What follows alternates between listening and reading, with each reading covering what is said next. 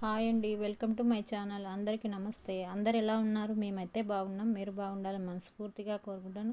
ఇంకా ఇది summer exhibition setting అండి. ఇక్కడ చూసారా అంతా అయోధ్యలో శ్రీరాముడి టెంపుల్ సెట్టింగ్ అయితే చేశారు. ఇంక ఇక్కడైతే ఇదైతే బయట అండి, ఇలా అయితే సెట్టింగ్ ఉందన్నమాట. ఇంకా లోపల అయితే సేమ్ అయోధ్యలో టెంపుల్ ఎలా ఉంటుందో అలాగే సెట్టింగ్ చేశారనమాట. అయోధ్యకి అయితే వెళ్ళలేం కదండి.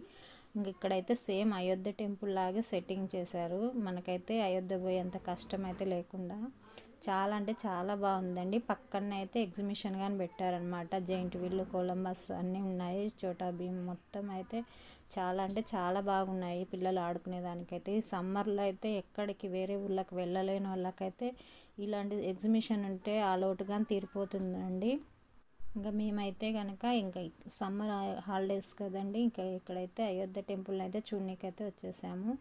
టికెట్ అయితే ఎంట్రీ టికెట్ అయితే మనిషికి 100 రూపీస్ అనమాట ఒక్కొక్కళ్ళకి. ఇంకా పిల్లలకైతే ఏం లేదండి, 4 ఇయర్స్ పిల్లలకైతే ఏం టికెట్ అయితే లేదనమాట.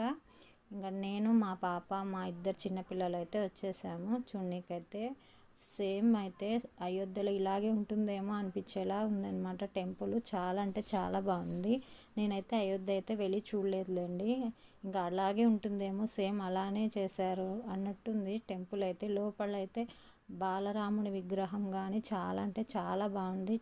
వీడియో అయితే తీయలేకపోయామన్నమాట. ఇవి తీసినాము, కాకుంటే సరిగ్గా రాలేదండి వీడియో. అందుకని అయితే ఫోన్ అయితే స్ట్రైట్గా పెట్టి తీసేసరికి వీడియో అయితే సరిగా రాలేదన్నమాట బాలరాముడి విగ్రహానికి. ఇంకా ఇక్కడైతే మా పాప వీడియో ముందైతే జైంట్ వీల్ కాడికి పోవాలని అయితే ఇంకా పిల్లలు అయితే ఇంకా మా బాబు చూసారా ఇక్కడ ఏదో బ్రేక్ డ్యాన్స్ చేస్తున్నాడు. ఇంకా వీళ్ళని కనిపెట్టుకొని చూసుకోనికి ఇక్కడైతే డెకరేషన్ చూడడానికి సరిపోయిందనమాట టైం అంతా.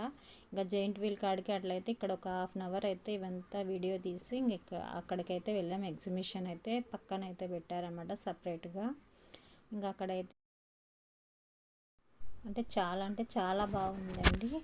ఇంకా ఈ సెట్టింగ్ అయితే చాలా బాగా వేశారు. ఇంకా చుట్టూరు అయితే కటౌట్లు అయితే చిన్నప్పటి నుంచి అయితే బాలరాముడివి ఎలా ఉన్నాడో ఆయన పుట్టినప్పటి నుంచి అయితే ఉండేవైతే కటౌట్లు అయితే వేశారనమాట. ఇక్కడ చూసారా చుట్టూరు అవే ఉన్నాయండి. చూసేదానికైతే చాలా బాగుంది.